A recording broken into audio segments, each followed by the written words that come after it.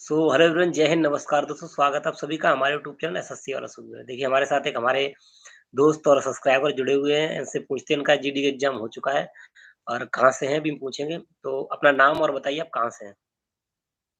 भाई मेरा नाम आकाश यादव है। मैं आगरा से बिलोंग करता हूँ और क्या मेरा 12 तारीख को आगरा में पेपर था, 4th शिफ्ट में। देखिए हमारे साथ ज्यादातर लोग उत्तर प्रदेश के जुड़े, हम खुद उत्तर प्रदेश से हैं, तो ऐसा नहीं, कुछ लोग ऐसे होंगे जो एमपी, राजस्थान और उबरा माने, उनको भी जोड़ेंगे अगर आप जुड़ना चाहें। तो देखिए वन बाय वन करके इनसे बात करते हैं, पेपर कैसा गया और कैसा रहा इनका अनुभव अभी तक। तो आकाश जी, आप बताइए। आकाश नाम है ना? जी, जी भाई। आकाश जी बताइए, आपका पेपर का लेवल कैसा था? मैथ का, रीजनिंग का, जीएस और हिंदी, वन बाय वन करके बताइए। सबसे पहले मैथ बताइए। सबसे पहले मैथ पे आता हूँ भाई मैं, तो मैथ तो देखो एक पढ़ने वाले स्टूडेंट के लिए बहुत ईज़ी मैथ था। इतना हार्ड मैथ नहीं था अगर मैं अपनी शिफ्ट की बात करूँ तो। उसमें क्वेश्चन इतने पहले तो मैं आपको ईज़ी लेवल का बता दे रहा हूँ, ईज़ी लेवल क्या-क्या थे। एक क्वेश्चन उसमें था आपका नंबर सिस्टम से सीधा-सीधा उसने पूछ रखा था इस इनमें से कौन-सी संख्या 16 से विभाज्य है।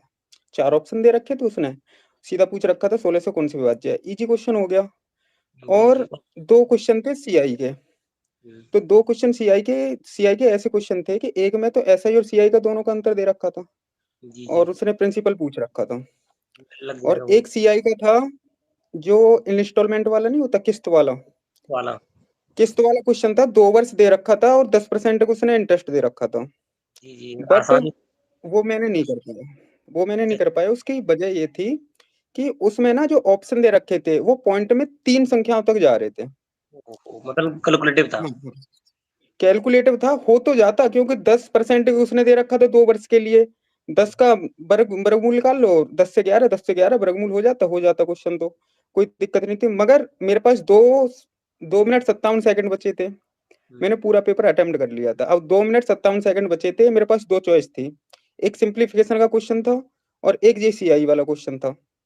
मैंने सोचा कि किनमें सीआई मेरी अच्छी है, मैंने सीआई की बहुत अच्छी प्रैक्टिस कर रखी है। तो मैंने सीआई को देखा, मैंने कहा लाओ सीआई को देखता हूँ एक बार, सीआई का क्वेश्चन बन जाएगा।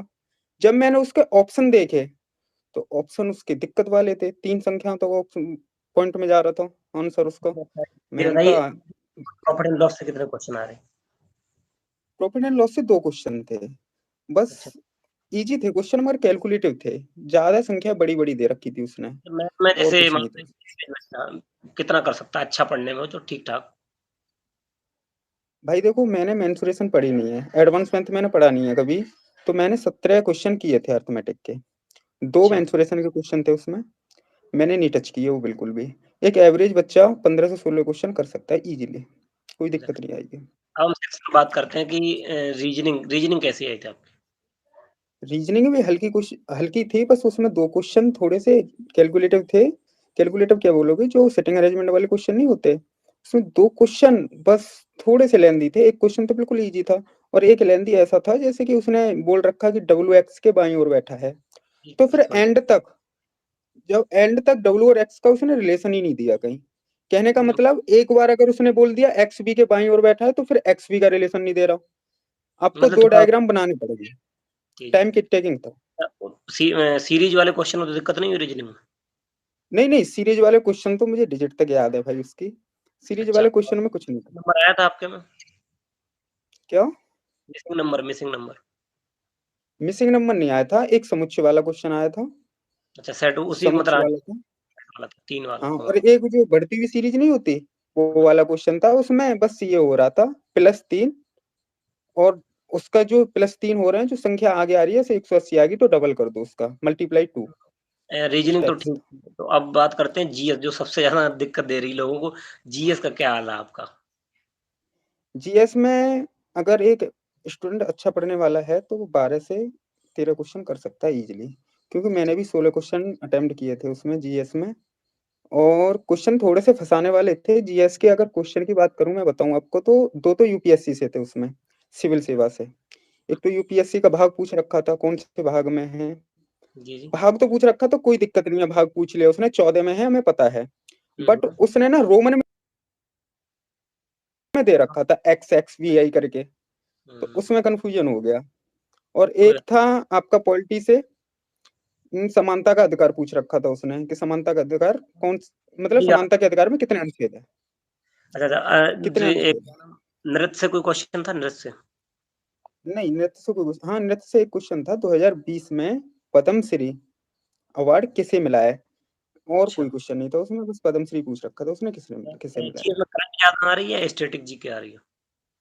स्टैटिक जीके के 5 से 6 क्वेश्चन बन रहे हैं भाई।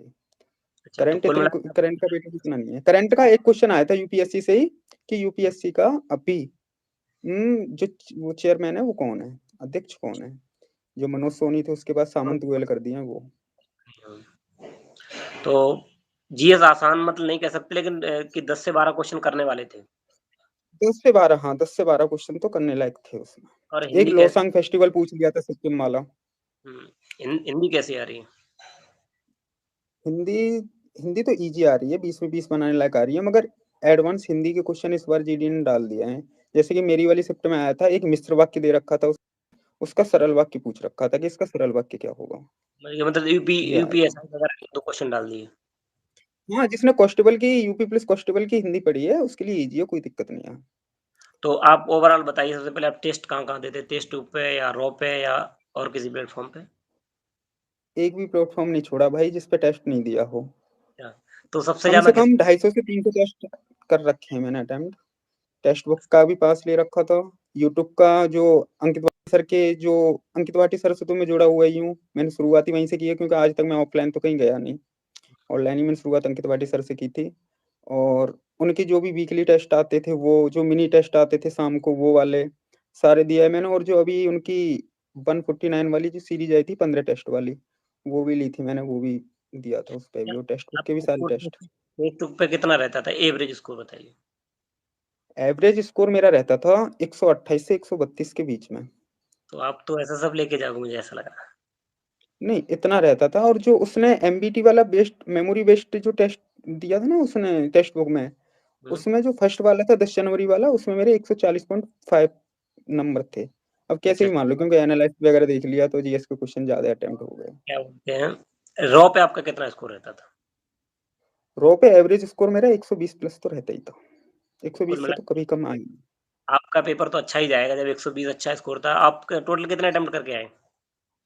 72 अटेम्प्ट किया भाई मैंने। मैथ, रीजनिंग में सेक्शनल याद है क्या आपको? हाँ, हाँ, मैथ में आप पूछिए तो सही, मैं डिजिट भी बता सकता हूँ। सेक्शन की तो बात अलग है। क्योंकि मैंने ना रीजनिंग में 19 क्वेश्चन अटेम्प्ट किए थे, एक सिटिंग अरेंजमेंट का क्वेश्चन छोड़ रखा था मैंने, वही मैंने जो आपको बताया रिलेशन वाला। और जीएस में 16 क्वेश्चन, हिंदी में 20 के 20 क्वेश्चन।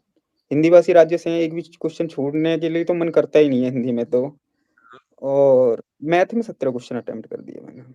तो कुल मिला के इस बार आपका सिलेक्शन पक्का समझें। भगवान से दुआ करते हैं आप इस बार ऐसा सब लेके जाएँ, और हमें आपसे बात करके अच्छा लगा। ये वीडियो आपको आज या कल में अपलोड हो जाएगी। मेरे चैनल पे भी टाइम लगेगा, 1-2 और इंटरव्यू पड़े हैं।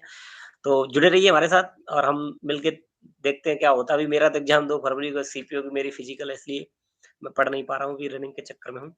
हम भी देंगे 2 फरवरी, आप तो हमारे साथ जुड़ने के लिए धन्यवाद। आपको भी बहुत बहुत शुभकामनाएं भाई। थैंक यू भाई।